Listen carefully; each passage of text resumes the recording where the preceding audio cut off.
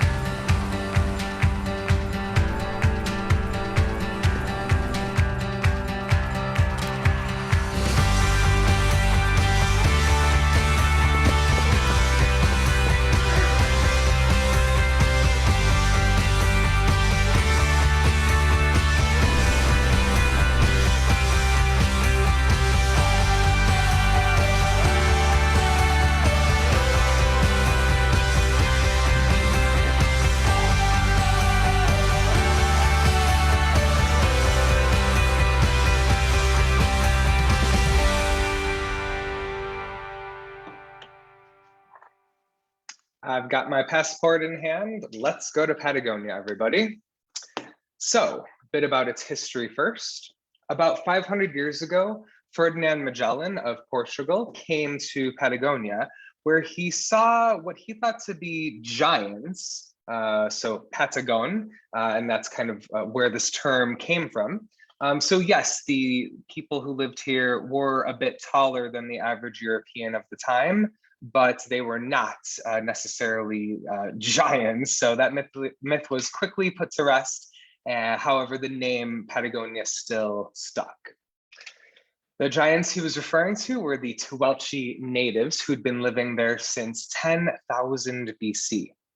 They were nomadic hunter-gatherers who practiced agriculture. They hunted. They also had religious beliefs as well as ceremonies. Then unfortunately, you fast forward to the middle of the 19th century, where the Chileans, Argentines, and Europeans quite aggressively colonized Patagonia, which of course led to a decline in the indigenous populations. About 5% of Chileans and Argentines today live in Patagonia, and the economy revolves around farming, fishing, oil, and fortunately for us, tourism. So I wanted to dive into the geography and topography for you for a bit. Of course, we are in South America for the evening, and in fact, among the southernmost portions of that continent. Those little rainbow checkpoints, that's the route that I traveled in Patagonia, south to north. And we'll talk about kind of how and why that came to be as we go along. The biggest misconception about Patagonia is that it's a country. Whereas it is actually a region that's governed by both Argentina and Chile. The majority of it belongs to Argentina, which is the top flag there, and about 10% to Chile. And then as we look at the lime green shaded part of the map that is Patagonia, you'll notice that the southern section of the Andes, which is the world's longest mountain range, cuts directly through it, and that's going to create some stunning views for us tonight. It's roughly 400,000 square miles, and that's comparable to the size of Egypt. And if you want to compare it to somewhere close to home, the state of Texas is roughly 3/4 the size of Patagonia. To me, it's kind of funny that Argentine Patagonia is barren, considering 90% of Patagonia belongs to Argentina. But then, you know, you go to the thin slice that is Chile's, and they've got vibrant vegetation and a variety of animal life as well. You're going to see some volcanoes tonight, both dormant and active. And in that same mindset, let's climb every mountain. Now, arriving to Patagonia, you've got three primary options. The first is if you're coming from Chile, you can start in Santiago, fly to Puerto Montt, and then travel north to south. If you're coming in from Argentina, you can also go north to south by going from Buenos Aires to Bariloche. Or you could turn the whole thing on its head and do what I did, fly from Buenos Aires to Ushuaia, all the way down south, and then slowly work your way up. A bit of the reason that this happened was because of flight finding apps, which you may be familiar with. Two of my favorites are Skyscanner and Hopper. Skyscanner has a lot of great budget airlines, some flash deals that aren't there for too long, limited seating. Hopper will alert you if a flight route that you're tracking increases in price or goes down. So keep an eye out for those apps. Those are for free on your either in the Apple Store or the Google Play Store. All right, so as promised, we are going to Ushuaia first. This is the southernmost city in the world. And Ushuaia is a coastal city. So it is in Argentine Patagonia too. I wanted to mention that. And this is actually where a lot of the Antarctic cruises will launch from. So people will, gather there.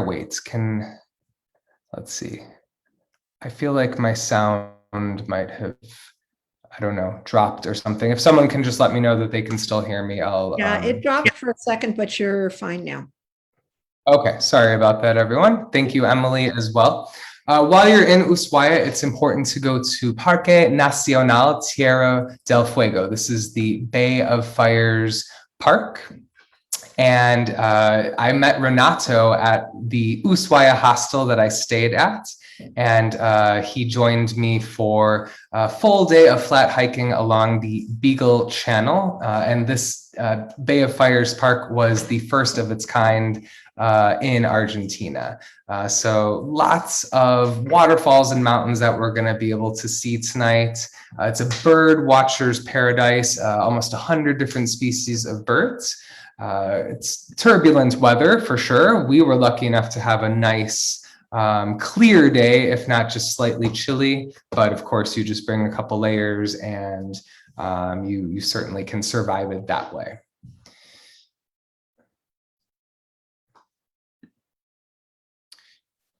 One of the big tourist draws in Tierra del Fuego is El Tren del Fin del Mundo, and this is the end of the world train. It used to transport wood from one part of Ushuaia to the other, and then they turned it into something that the tourists could hop on about 25 years ago.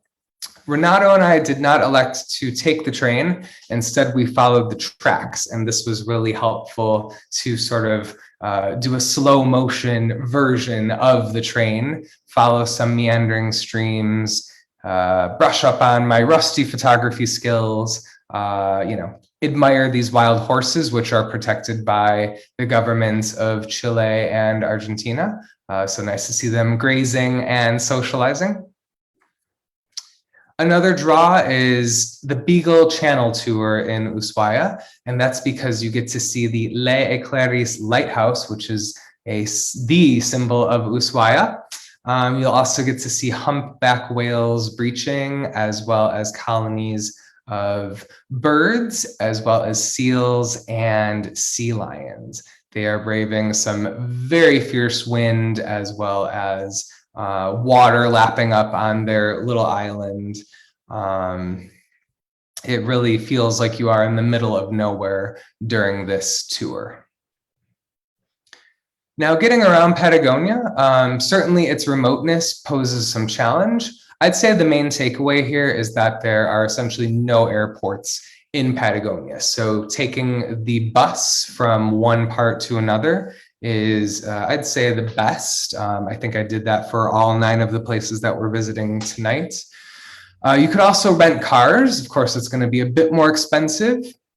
There are large stretches of unpaved roads, so just plan accordingly. Also, limited gas stations.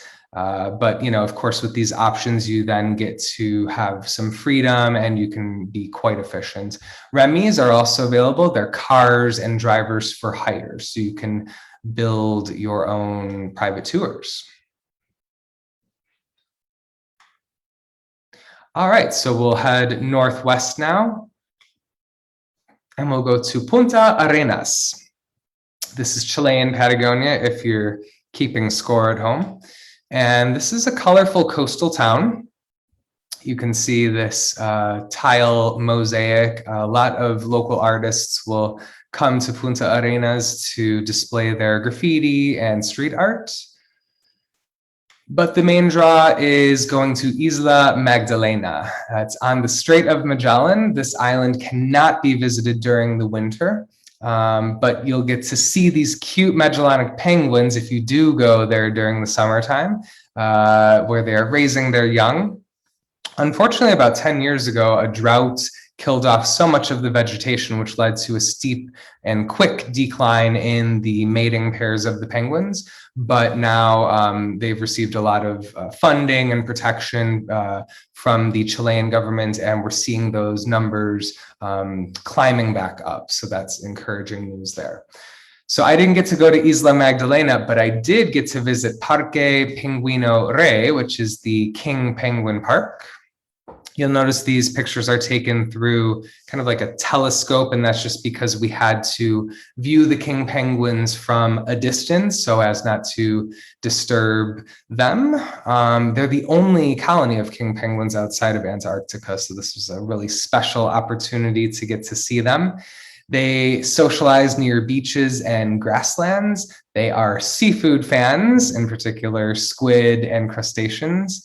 And kind of a fun fact, there are almost as many penguins as people in Patagonia, about 1.7 million penguins compared to the 2 million folks who live in Patagonia. And of course, I had to include a short video of a mother penguin, a couple of them actually, feeding their young.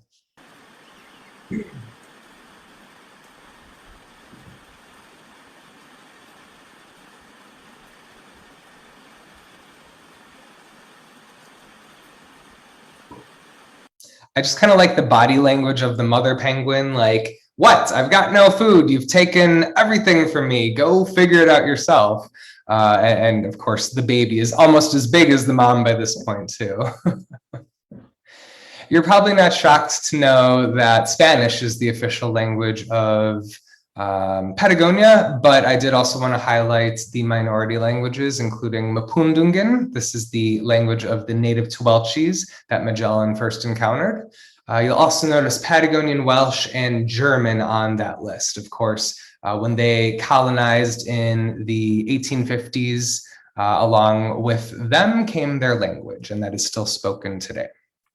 But I wanted to just go over a couple of Spanish phrases with you. You may already know them all, but the first is, hello, how are you? I think this is important to commit to memory. Hola, ¿cómo estás? And I'll allow you to repeat that. I can't hear you right now, but I'm going to channel your good vibes. So, hola, ¿cómo estás? Excellent, everybody.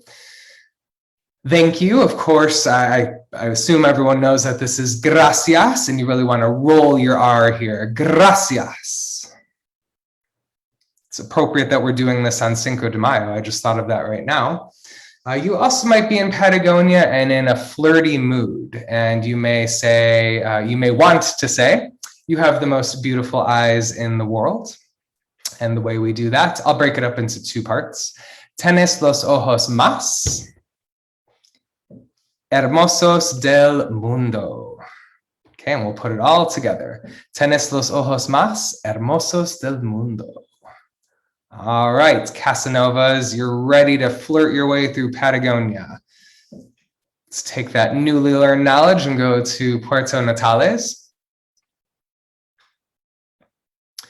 To Torres del Paine, where you can take a day tour, which is basically a tour guide who has a small group on a bus and takes you to different checkpoints, to one of them being Laguna Amarga. And I just thought this was such a breathtaking checkpoint with the mountains being reflected in the lagoon water. Amarga means bitter, and it derives its name from the high salinity of the lagoon. Another important stop here, the Paine River waterfalls, Cascada del Rio Paine. And we're seeing the frosted plants in the foreground here and the roaring waterfalls coming down in the background. Paine means blue in Mapudungun, that's the Tuwelchi language, and this river is extremely important to the local people. Torres del Paine is also famous for another site that you may be familiar with, Mirador Base Las Torres. And in my opinion, this is just mandatory if you go to Patagonia, if you are able to complete the hike with the snowy towering peaks in the background and of course those turquoise waters in the foreground. This is a bit of a journey. It takes a full day and it's about 12 miles round trip. It's a hike where the elevation is changing quickly. You're going to get to witness lots of beautiful mountains, golden grasslands. Your hiking guide picks you up from your accommodation early in the morning. It's actually still dark outside. And you start this hike, it's cold, you're groggy, and you're kind of like, what did I get myself into? But then you start to climb, and after about 30 or 40 minutes, the sun starts to rise and it's illuminating the landscape before you, and you're just getting energized as you ascend closer to these towers that you've seen in brochures and seen on the internet for years and years. And you just get this energy to keep going. And it can be tough for people. Really take your time. The tour guide is happy to accommodate that because you're going 3,000 feet up in just a few hours. Steep climb to those towers that we see, but of course you're rewarded with this as your lunch spot. And everyone's taking pictures, just soaking in the sights, adding a few pictures to their scrapbooks. This is one of my personal favorites. And then after you've enjoyed lunch and sort of gained your energy again, then you go back the way you came. And by this point, the sun is directly above your head because it's just past noon. So the landscape has somehow changed yet again. It's almost like you're completing an entirely new hike as you come back down. You can beef up that little journey that I just did and take the W trek. This can take up to 5 days. It's almost 50 miles, 50. And that is why they call it the W, because as you can see on the map, the red route being that trek. However, you could even step it up yet again and do the O circuit. This can take up to a week and a half, 80 miles. Certainly less crowds because people either can't do it based on time or their physical situation. I mean, some people don't even get 10 days in Patagonia at all. So you're basically doing the W trek that I just talked about, but you're getting this additional backcountry beauty. I was very jealous of the people who got to do the O. And then when I found out that two of my best backpacking buddies, Lily Taylor and Melanie Tucci, did it, I texted them immediately on WhatsApp and I said, please do a video for my presentations. I have lots of people who need to hear about this incredible O circuit. They obliged, and here are Lily and Melanie to tell you more. Hi, I'm Melanie. And I'm Lily. In 2019, we set off on an 8-month backpacking trip around South America, and we ended with 2 months in Patagonia. One of the highlights was the 8-day, 80-mile O trek in Torres del Paine National Park in Chile. Yes, you heard right. We hiked for 8 days straight and averaged about 4 hours of hiking per day. As soon as we started walking, we could feel the weight of our backpacks and realize maybe bringing all of our own food wasn't such a good idea, especially when we arrived at the first campsite and we could buy pizza. But it was so worth it. This trek really has it all. Glaciers, jagged peaks, beaches, gigantic suspension bridges, and great infrastructure like bathrooms and hotels along the way. If that's not enough, the water in Patagonia is so clean, you can drink directly from the glacial streams. Hiking for 8 days is an amazing bonding experience. We made friends, we cooked together at night, and we looked out for one another on the trail. Finishing the trek with everyone on day 8 was such an accomplishment. If you get the chance to hike the O trek, we highly recommend it. We even met a guy who was hiking for the first time in his entire life, so you can do it. Feel free to reach out to us with any questions. Happy travels! And I so greatly appreciate them taking the time to do that. They got to enjoy Mirador Base Las Torres at sunrise. Fortunately, crime is virtually non-existent in Patagonia. In particular, it's quite welcoming for female, solo, and family travelers. You'll have to exercise precautions when hiking, don't provoke any wildlife. And then depending on the strength of your stomach, you may want to avoid street food. I love street food. I think it's an excellent way to experience the local flavors of a place, but you're not necessarily missing out if you only were to eat at restaurants in Patagonia. Definitely get travel insurance that has medical evacuation, as that option could literally save your life in one of the most remote parts of the world. All right, we're going to El Calafate next. So we're back in Argentine Patagonia. And I just want to note that I don't doctor my photos. This is how these glaciers look. A bit of an optical illusion, but it is just so pure, and we get to witness that beauty. At Parque Nacional Los Glaciares, this is the Glacier National Park, which takes place on Lago Argentino. It is the largest lake in Argentina. Fortunately, you get a full day cruise as you witness the majestic icy expanse before your eyes. This place is jam-packed with rugged beauty. You're going to see glaciers from afar, up close, and breathe some of the freshest air. You're not going to hear a sound for miles around. It is just really a special spot to be. And then you arrive to Glaciar Spegazzini, and the boat captain, very skilled, he's able to get you close to the glacier, and you just see these massive chunks of ice falling off of the glacier. This is also known as calving. And he even threw his fishing net in to grab a couple of those pieces of ice and allowed us dorky tourists to snap our Instagram pictures and, of course, toss back the ice into the water. Here's a kind of like a panoramic video of Spegazzini for you.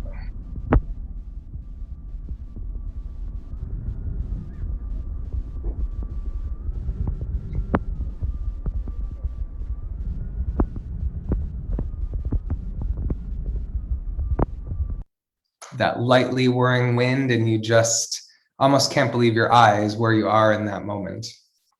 Then moments later, you're standing at this viewpoint looking at Glaciar Perito Moreno, and just take a look at how far back this glacier goes. It's UNESCO protected. It's the third largest freshwater reserve in the world. You're going to witness calving here as well, but fortunately, it's one of the glaciers that's not shrinking. It's actually accumulating mass at a rate similar to its loss. So it is maintaining an equilibrium. You can see by those numbers, it is a big boy. So big, in fact, that they invite you to climb and hike the glacier. So you bet that I took them up on that opportunity. And after just a little short boat ride across the lake, they give you crampons to attach to your hiking boots. And then you and your small hiking group slip and slide your way up and down this glacier. It's cold, it's windy, it's exhilarating. You just are like, your lips are turning blue, yet I was still smiling.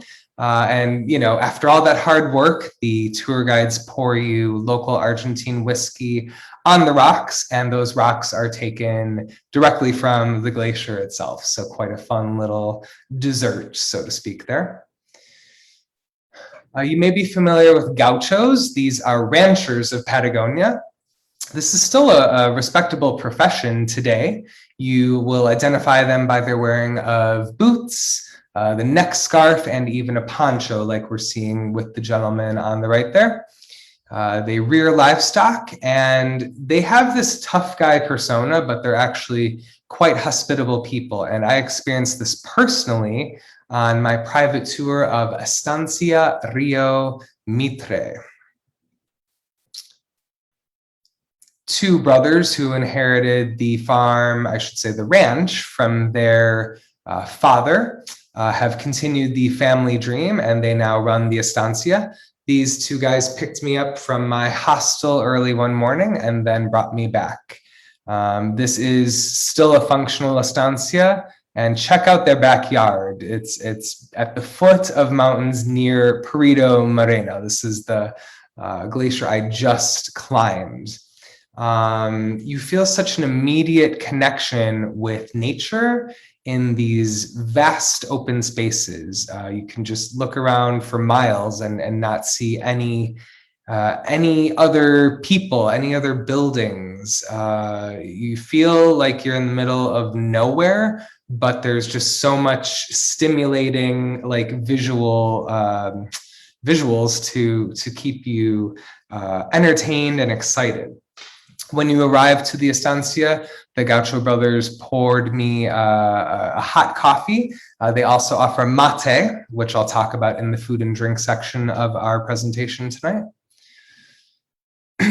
And by foot, the one brother took me around the estancia, but we were on our way to meet my horse, because then he was able to take me on a 2-hour horseback ride to really get a sense of this massive ranch that these guys live on and tend. And then we arrived to the lake here for a little pit stop for the horse and a couple of photo ops. And while the one brother was taking me on the tour, the other was back at the ranch house here preparing lunch. And it was an asado steak lunch paired with a wonderful glass of local Argentine Malbec. Just a wonderful, unique experience.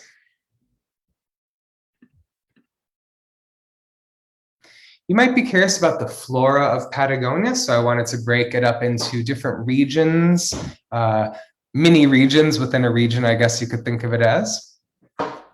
To the pre-Andean shrubland. So here the vegetation is found mostly along riverbanks, and they have developed the ability to save water and survive some pretty tough conditions. In the Magellanic deciduous forest, where we see Darwin's fungus on the left, these forests mostly line gorges and hillsides. And of course, they're composed mostly of trees, but also shrubs and lichens. To the Patagonian steppe, where large areas here are made up of desert shrubs and different grasses.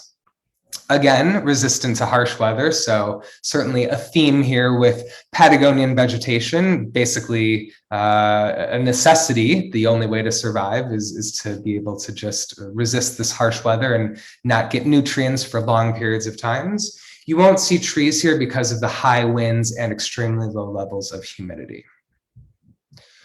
The Andean desert, those are devil strawberries on the right. The vegetation here, tolerant to low temperatures. They are mostly stunted, the trees in particular. You'll even see shrubs growing on rocks, just like we do here. So certainly a unique variety that has to adapt in order to survive. To El Chaltén we go. Continuing our way north here. El Chaltén is famous for its hikes, and this little teeny tiny town center is the center of a bicycle wheel. And if you want to think of the different hiking trails as spokes coming from the center, that is essentially how El Chaltén is laid out. One of those spokes to travel is Laguna Torre. This is a half-day hike that is nearly 7 miles long. If you can, you should do it as a sunrise walk. I think what I noticed was just how silent and motionless it was. And I wanted to take you on a short leg here so we can get our steps in for the evening.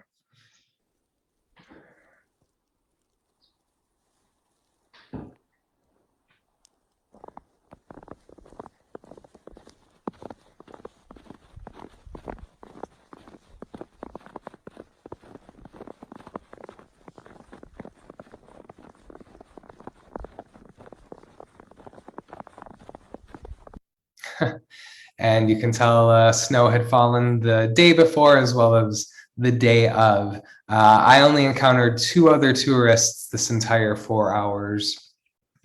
Very peaceful and serene surroundings. This is what the lagoon looked like when I arrived. And I also wanted to include a picture of what it can look like during the summertime. Another key hike to do there is Plig Tumbado. This is a full day experience. Most of the trails in Patagonia are pretty well marked. This is not an example of one of those. But if you just sort of pay attention and you're careful and take your time, you're going to get beautiful views of the Fitzroy Towers along the way. This is a bit tougher because you are totally exposed to some really harsh wind. The high elevation can really take the air out of your lungs. It's exciting to know that 100 million-year-old fossils exist here. And it's actually not a place to do the hike when snowy, but I got the thumbs up from my hostel owners. They just said, use common sense and just, be smart. So as I was walking along, I noticed these paw prints and I thought, wow, that's so exciting that a puma was here earlier this morning. And then not 10 minutes later, I saw only for, I would say, half of a second, probably this very puma. And we looked at each other and fortunately he ran in the total opposite direction. I almost blacked out for that moment, so after I sort of picked up my jaw off of the snow and got my heart rate back under 200, I continued on to ascend to the top of Plig Tumbado, witnessing the Purple Mountains majesty and just some really amazing sights. My hands were ice cold. I had to very quickly take off my gloves for these point and shoot pictures. I almost didn't do it, but I'm glad now that I did. And this was the only place in South America where my boots, water resistant boots failed. But then again, I was, in a couple feet of snow for like 7 or 8 hours in a row. So what did I expect, right? And lastly, in Chalten is Laguna de los Tres. This is the most famous hike in El Chalten. It's a beast, though. It can take 10 hours, and it's about 16 miles in length. But the big payoff here is you get these great views of the Fitzroy Towers, which we see in the background there, and Laguna de los Tres, and Tres is 3, and that refers, of course, to the 3 tower peaks that we're seeing.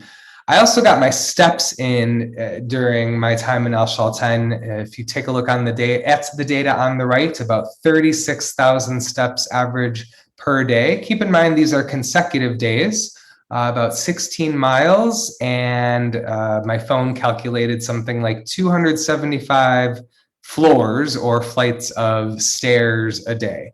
And there are very few stairs, if any, in El Chalten. So a great workout, wonderful way to stay fit. And of course, to just get some really beautiful natural sights.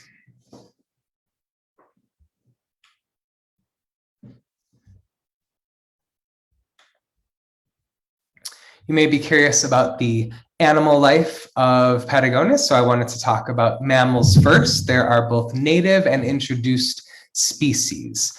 We see a guanaco on the right there, which is cousin of the llama. There's a puma, not the one that I was about 100 yards away from. I did spot this Patagonian fox, and then the Magellanic tuco, which is in the rodent family. As I mentioned too, there are introduced species when colonization came to be. So you'll notice rabbits, beavers, and muskrats. These are generally seen as pests, as they can decimate certain ecosystems and regions. So just be mindful of that. I spotted these austral parakeets in El Chalten. Here's a look at the green-backed fire crown. It's always a thrill to spot an Andean condor swooping in a circular or figure-8 motion above you. and a Chilean flamingo on a hunt for shrimp, no doubt.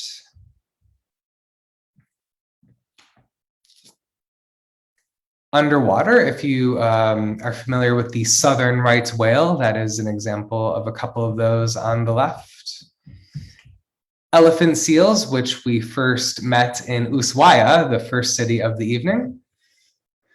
And of course, the Magellanic penguin, which we first spotted on Isla Magdalena, those social penguins that hopefully someday I'll get to visit in some future Patagonian summer. It is a place I would absolutely go back to for the record. Now, if we kind of focus towards the northern third here, we're going to Los Antiguos. This is in Patagonian, Argentina. And take a look at this cave wall. This is at Cueva de las Manos, which is the cave of hands. And you'll notice little animals on there, some hands, of course. And this is another UNESCO protected heritage site. Those animals that we see were likely guanaco, since that's what the Tehuelche people primarily hunted. But you're also seeing the negative images of hundreds of hands from about 10,000 years ago. And they were able to calculate the age of these by excavating bone-made pipes. And basically these were filled with spray paint.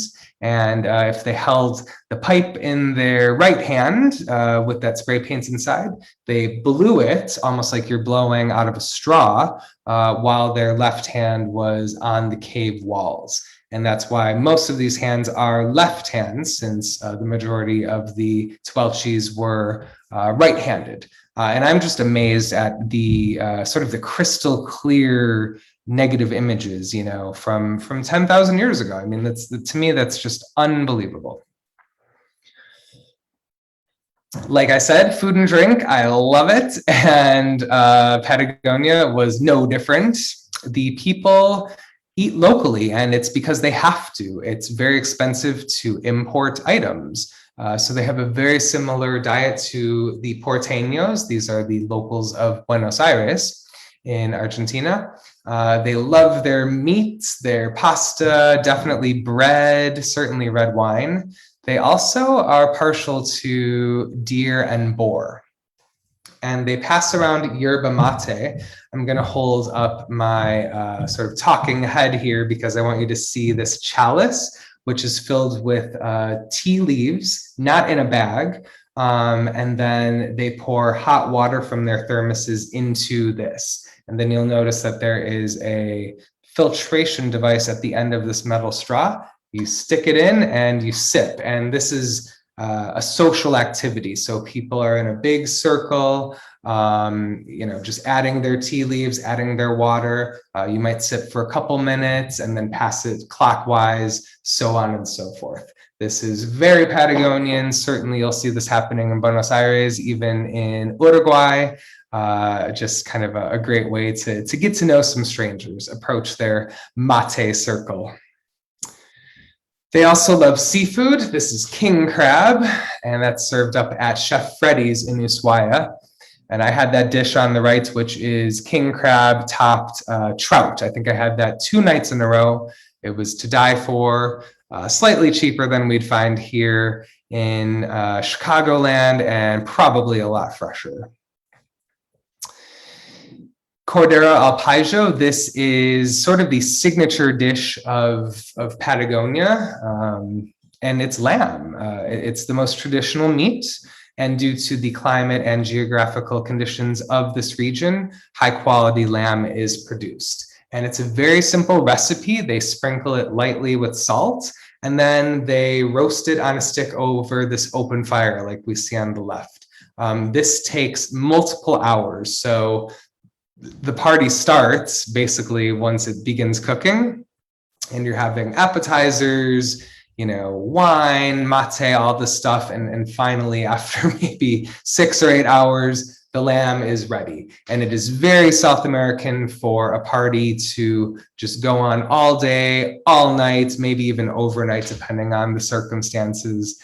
Always a good time on the continent in general, certainly in Patagonia too. You may be surprised to learn that they are famous for craft beer in Patagonia, and that's because the Germans brought along with them their brewmaster skills as part of that colonization that we talked about earlier. Today, fast forward to almost 100 microbreweries in northern Patagonia being open for business, and they are proudly 100% locally sourced. Like Melanie said, you could run your water bottle underneath so many of the streams in Patagonia. They also grow their own barley and their own hops, these local brewers. They like to say they're the best in Latin America, and I would tend to agree with them. Another best might be the wine, depending on who you talk to. Generally speaking, red wines, kind of the varietals of Pinot Noir and Malbec, do really well in Patagonia because of this perfect storm of climate, temperature variation, and sunlight. So bright red wines, crisp, balanced acidity, just kind of the whole package that you'd want in a new world wine, and you're really going to get it in spades in Patagonia. It's also very affordable to buy wine in the region. Most bottles are $2 to $5, so you can bet I stocked up my backpack, which was already, bursting at the seams. But when wine is that good and you're on long road trips, well, of course, you've got to pack accordingly. And about 12 hours north, we go to Bariloche. The full name is San Carlos de Bariloche, so sort of interchangeable. The locals, though, just simply call it Bariloche. This is a top spot for high school graduates to spend a week straight skiing, trekking, and partying, basically. And what a great place to do it. This is atop Cerro Alto overlooking the Bariloche city center. Also a great spot for skiing, right up at that point too. Bariloche is also famous for chocolate and ice cream. And I have a scoop there with Charlie, one of the American people that I met in my hostel in Bariloche. And it is dulce de leche infused ice cream. And this is basically Argentina's answer to caramel. So dulce de leche is kind of in jars, in liquid form. They spread it on their toast for breakfast. They'll scoop it right out of the jar, or in this case, even infuse different chocolates and ice creams. So a great way to indulge and pick up some souvenirs too. Now let's pivot to the seasons and climate of Patagonia. If you would like to travel in the spring, just keep in mind that the seasons are flip-flopped. So you're going to be there during October and November for spring.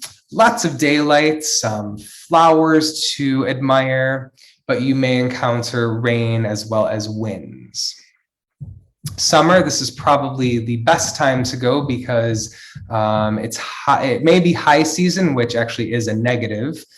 So maybe some overcrowding. It's also the most expensive time. And in fact, I would say book as many things ahead as you can, accommodation as well as tours, even your bus tickets. You pretty much have to have a fully structured Patagonia experience if you do plan to go in the summertime. However, you do get these perfect 70-degree days almost every day, clear skies and endless daylight, about 16 hours. Autumn, a unique time to go. That's February through April. This is the end of the high season. Leaves are changing. What a great reason to go to Patagonia. It could be your last chance for some hikes because they do close certain trails in the wintertime. And temperatures already begin to dip into freezing territory. And talk about freezing territory, winter, which is May through September. It is low season and definitely the cheapest time to go to Patagonia. It's also desolate. Tourists just don't go. I did, however, go to Patagonia during the winter and I loved it. I felt like I had the place all to myself. It was great to just sort of be alone on these trails sometimes, to meditate, to reflect, to, you know, be grateful for things. And there were so many, just less distractions in general. It's also great to ski during the winter time. Certain trails may be closed, like I've alluded to, but you know, I think I made the best of my time in winter Patagonia, and you know, that's part of why I wanted to do this talk, to share with you that it is possible to travel to this remote region in the coldest season. Another pin added to our map as we head west to Puerto Montt. And this is back into Chile we go. To Puerto Varas, which is close to Puerto Montt. The reason people go here is to enjoy Volcán Azorno. This is a nearly 9,000 foot stratovolcano that had been fairly active until 1869. And today it's seen as a symbol of Puerto Varas. A lot of people actually say it reminds them of Mount Fuji in Japan. You can also climb it. I personally did not. If you're interested in that, it's a full day experience. You have to basically know how to deal with ice. You know, a permit is required to do this. You can do it alone. I don't know why you would. It's probably smarter to just hire a guide. And summertime would be the best opportunity to climb Volcán Azorno. Now, if you're curious about how accommodation is in Patagonia, the short answer is that it's great to excellent. Plenty of hotels that are, you know, hefty as far as price tags are concerned, but you're going to get excellent treatment and care and have a comfortable bed to sleep on. You can also live like a local and check out different Airbnbs across Patagonia. I primarily stayed in hostels, which were primarily these family-owned homes. So quaint, you know, small places. A lot of these I found on Hostel World, which is a free app where backpackers all over the world rate hostels on cleanliness, location, security, value, and so much more. If you like the pictures of the interior and exterior of the hostel you're looking at, you can book your first couple nights for just a 10% deposit, and then you pay the remaining balance upon arrival. You're going to have to share spaces like the kitchen, living room, and bedrooms, mostly bunk bed style dormitories. But if you don't mind doing that, you're going to save a lot of money. They're about 80% cheaper than hotels. You just have to be okay with sharing that space. You can get private rooms in hostels, but of course you're going to pay more for that private room. This is where I met so many cool people in my life, you know, Melanie and Lily, Renato, and just people that I still keep in touch with on WhatsApp and different social media apps. As far as money is concerned, I was surprised to know that ATMs were plentiful in Patagonia. Cash is certainly still king, but you can use credit cards and debit cards. Usually there's just a small 2 or 3% convenience charge. We're looking at Chilean pesos here. And I just want to switch it over so you can see what Argentine currency looks like. I included the conversion rates for you as well. You can make Patagonia work on about $100 a day. It's nice to know that beer is only a couple bucks. The most famous street food in South America, the empanada, is only $1 or $2. These are fried, savory, bite-sized pies that are filled with meat, seafood, or vegetables. Steak dinners, if you do go to a restaurant and have a glass of wine with that, it's going to run you about 20 American dollars. And then accommodation, like I said, I stayed in hostels primarily, about $20 per night.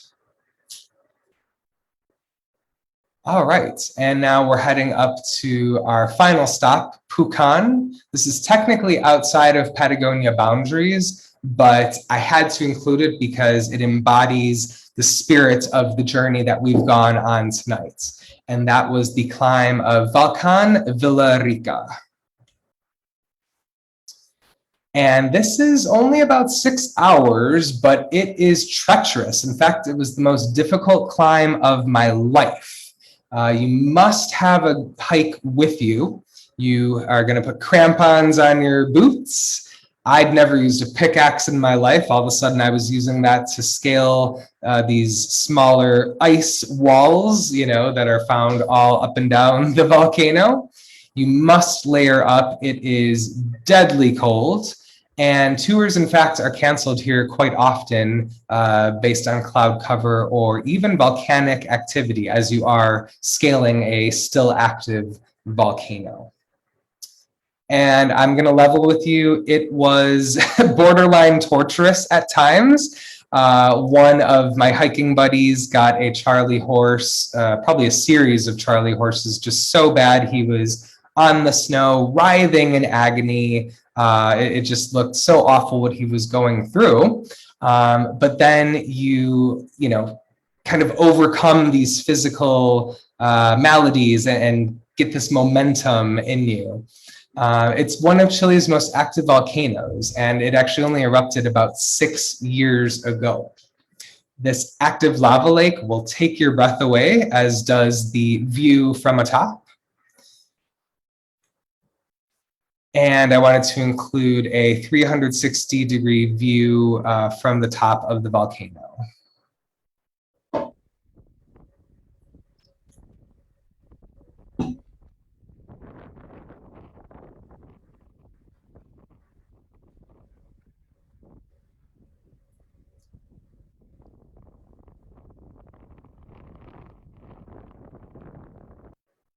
And that is the smoke. That is how close you actually get to be to this active lava lake. And then you get to sled down the volcano that you've just scaled. And it only takes about an hour to come down on your sled. So certainly a lot easier to get down. And with that, you have survived Patagonia. And we go homeward bound.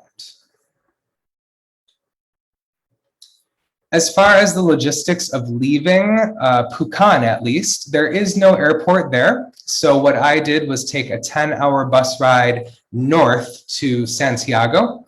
However, if you want, you can backtrack to Puerto Montt and then take a flight north to Santiago or whatever major city you're going to next. The latter is the more expensive option. I was low on money and long on time, so I made sure to just soak in the views on this 10-hour journey north as I left Patagonia and re-entered society in Santiago, Chile.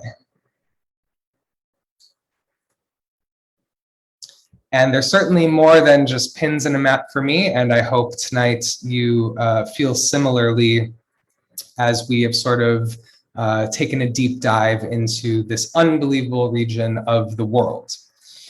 My key takeaways first is that Spanish is widely spoken. So brush up on your high school Spanish, download a language learning app, get a Spanish tutor, and of course, when you're in Patagonia, speak Spanish. Don't be afraid to embarrass yourself. The locals are happy to help you with whatever grammatical rules or questions you might have. And you're really going to open yourself up to some really great opportunities if you put yourself out there in a curious and vulnerable manner. Next, the locals are so kind and welcoming. I cannot tell you how much I felt at home the moment I arrived at Patagonia, and that stayed consistent those nearly 6 weeks.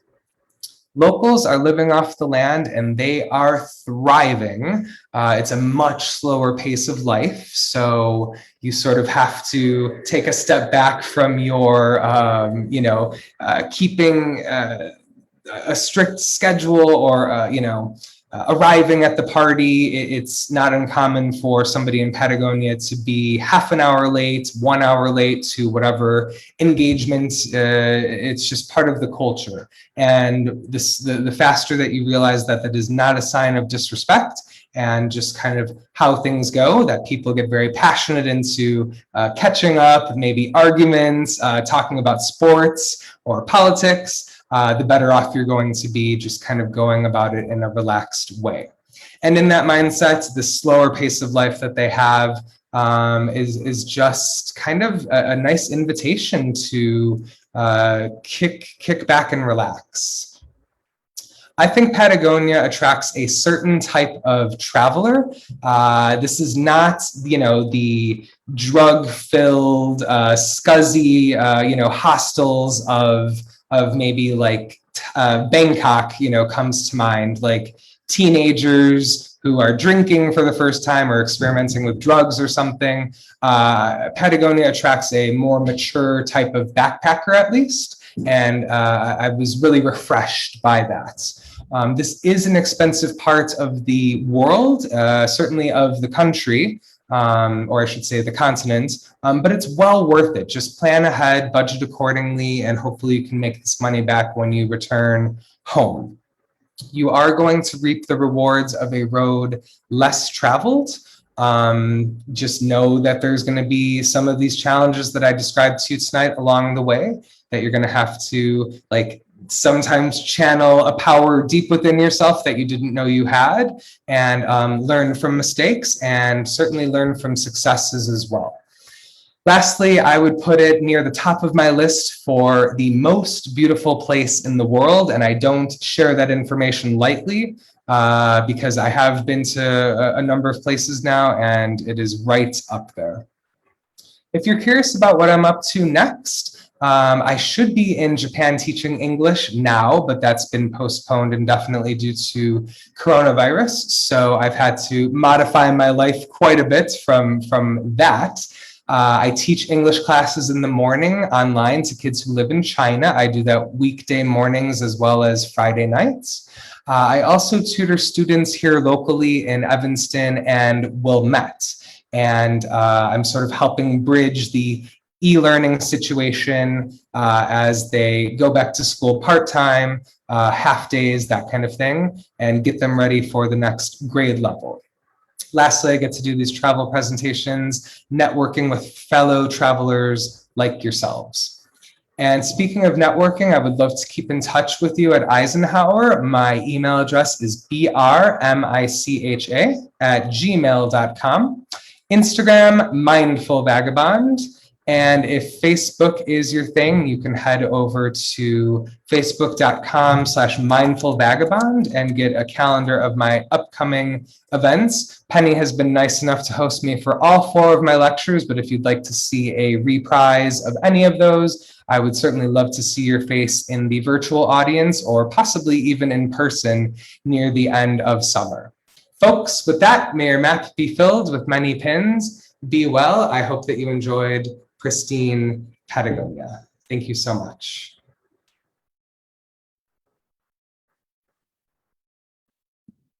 And we have room for questions if anyone has questions. I'm sure that, Brian, you're seeing the compliments. I don't see any questions at this point. I appreciate that, Emily. Thank you so much for your feedback and for attending. It really means so much to me that you'd spend the night going through Patagonia.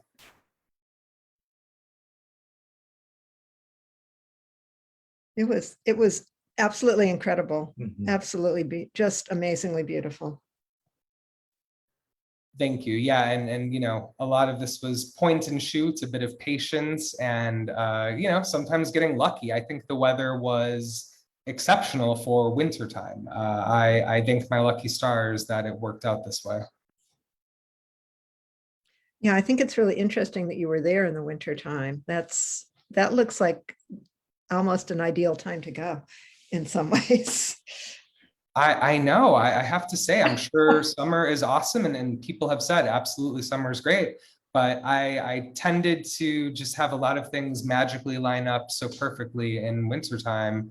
You know, a little planning required, sometimes a few sacrifices I had to make, but overall, yeah, I made the best of 6 weeks there. I would say. I don't see any questions.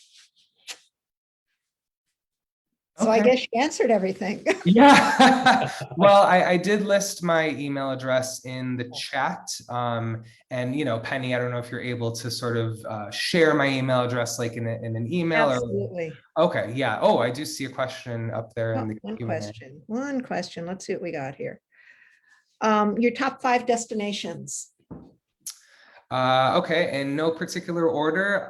This is a bit off the top of my head, but I'll say Tasmania, which is a part of Australia, Colombia, maybe if I had to get more specific, Medellin, Colombia, Patagonia, definitely, Myanmar, which we can't really travel to right now, but hopefully we can in the near future.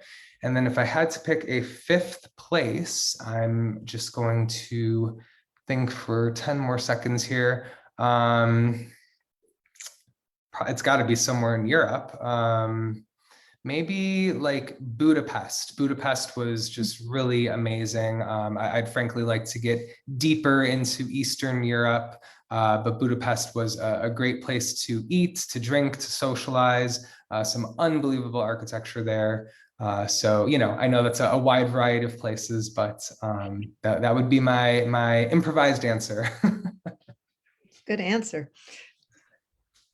Anything else, people?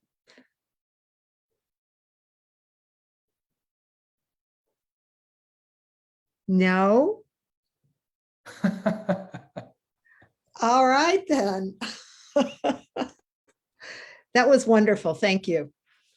Thank you so much, Penny, for having me. I really appreciate Yes, it. it was really good. I apologize about that minor audio issue there, but thanks for your patience and for giving me the thumbs up to keep going. So Yes, and so Chris, I think will be ending us in a moment. But again, if you want to see this, check the library website on Facebook, and that will be playing there. And let Brian know what you're up to.